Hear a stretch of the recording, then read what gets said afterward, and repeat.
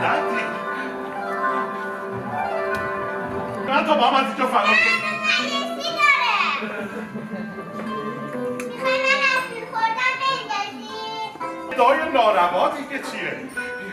بیا آرزو خانم بیا برو زیر این پارچه قایم شو تا صداتم نکردم بیرون نیا باشه مبادا با کسی حرف بزنی با هیچ کس حرف نمیزنم خدا تو رو بنا به خواهش من جور داده تو مرحمتی میفهمی؟ دروغ نگفته باشی دروغم چیه؟ اعصابم که نداری قلندر که ذره ذره وجودش غالب و شیدای آرزو خانم شده بود تا صبح با خودش نجوا کرد عاقبت گفت و شنید بی او که دلش آروم بگیره